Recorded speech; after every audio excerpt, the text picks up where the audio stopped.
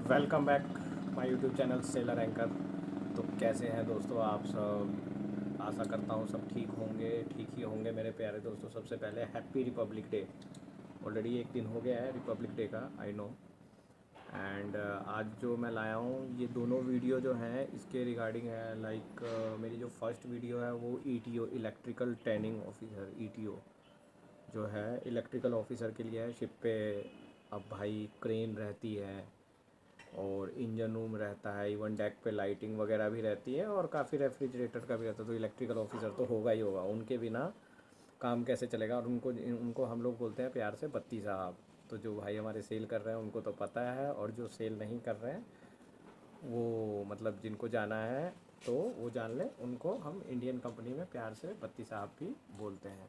दूसरी इसमें मैं जीएमई के बारे में भी बताऊंगा, ग्रेजुएट मैकेनिकल इंजीनियरिंग।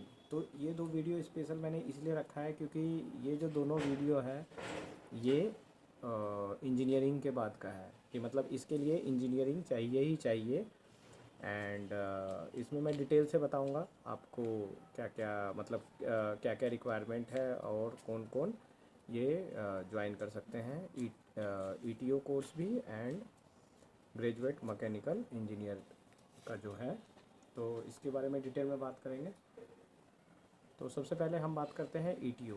तो जिन्होंने 4 ईयर का इलेक्ट्रिकल वाला कोर्स कर रखा है, इलेक्ट्रिकल इंजीनियरिंग की हुई है या इलेक्ट्रिकल एंड टेलीकम्युनिकेशन से किया हुआ है, वो अप्लाई कर सकते हैं इस कोर्स के लिए। अब कहाँ से करना है इस कोर्स की एक ब्यूटी ये है कि इसमें भी आपको शुरू में स्पॉन्सरशिप मिल जाती है। अच्छे कॉलेज से करिए, शुरू में स्पॉन्सरशिप ले लीजिए, उसके बाद ज्वाइन करिए।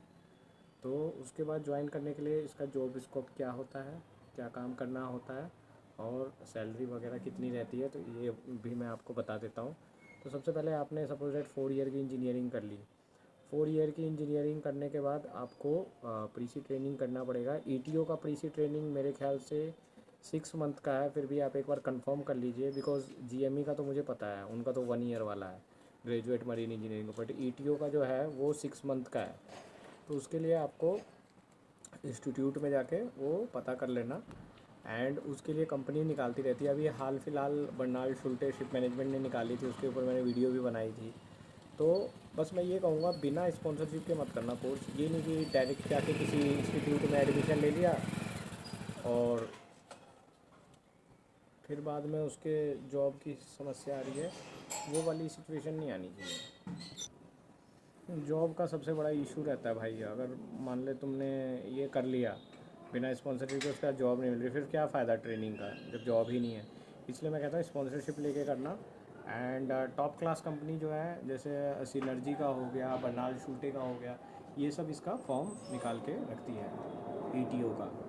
एंड इसमें काम बेसिकली आपका जो रहता है, इसमें फ़िक्स टाइमिंग रहती है ड्यूटी की, मॉर्निंग 8 to 5 या 6, डिपेंड करता है आपके इंजीनियर्स पे और आपके रेस्ट आवर पे।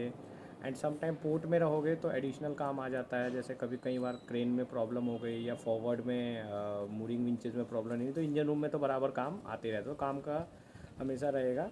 एंड शुरू में आप ट्रेनी इलेक्ट्रिकल ऑफिसर में जाओगे, ट्रेनी में जाओगे, उसके बाद फिर इसमें भी आपको एक सीओसी निकालनी पड़ती है। सीओसी निकालने के बाद फिर आप मेन इलेक्ट्रिकल ऑफिसर में ज्वाइन कर सकते हैं। तो इसका फाइनल रैंक भी इलेक्ट्रिकल ऑफिसर का इलेक्ट्रिकल ऑफिसर से ही रहता है, दूसरा कोई आपको उसके बाद ऐसा नहीं है कि आपको काफ़ी टाइम तक एग्ज़ाम देना है। तो मेरे ख्याल से एक ही बार एग्ज़ाम होता है और आपको सीओसी मिलेगी और इलेक्ट्रिकल ऑफिसर का इसमें हो जाता है। दूसरी जो मेरी वीडियो है वो जीएमई के बारे में है, ग्रेजुएट मरीन इंजीनियर। बहुत ही अच्छा कोर्स है, ये 1 ईयर का कोर्स है। इसके लिए पहले आपको क्या करना पड़ेगा, 4 ईयर की आपकी मैकेनिकल इंजीनियरिंग होनी चाहिए, उसके बाद आप ये कोर्स कर सकते हैं। मैकेनिकल इंजीनियरिंग करने के बाद स्ट्रेट अवे आप स्पॉन्सरशिप ले लेना। स्पॉन्सरशिप लेने के बाद जैसे आपने सपोज दैट सिनर्जी कंपनी से स्पॉन्सरशिप, फिर वो आपको ट्रेनिंग में खुद से भेजेंगी। अब उन्होंने जहाँ से आपको भेज दिया वहाँ से इंजीनियरिंग कंप्लीट करने के सबसे पहले आप जूनियर इंजीनियर में जाओगे, फिर आप एग्ज़ाम दोगे, एग्ज़ाम दे के आप 4th इंजीनियर बनोगे, फिर ऑन बोर्ड प्रमोशन होकर 3rd इंजीनियर बनोगे, फिर 2nd इंजीनियर का अलग एग्ज़ाम होता है और फिर चीफ़ इंजीनियर। तो ये करने के बाद आप चीफ़ इंजीनियर बन जाओगे।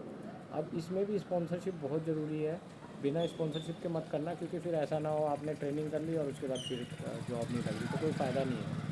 क्योंकि भाई ट्रेनिंग किस लिए कर रहे हैं, ताकि नौकरी मिले।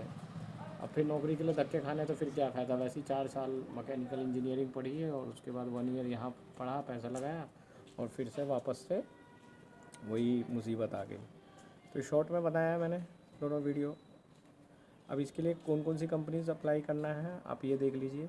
बर्नाल शुल्टे हो गया, सिनर्जी हो गया, एंग्लो ईस्टर्नशिप मैनेजमेंट हो गया, SCI हो गई। ये सारी कंपनीज इनके फॉर्म बराबर निकालती रहती हैं अपने इंस्टीट्यूट में। वैसे आप डायरेक्ट इंस्टीट्यूट में IMI वगैरह में विजिट कर सकते हो, वहाँ पे जाके पूछ सकते हो कि भाई कौन कौन सी कंपनीज आ रही है। ये नहीं कि डायरेक्ट जाके एडमिशन ले लिए, नहीं, बिना कंपनी के नहीं लेना है आपको, स्पॉन्सरशिप लेके लेना है, जिससे कि इसके बाद आपको प्रॉब्लम ना आए।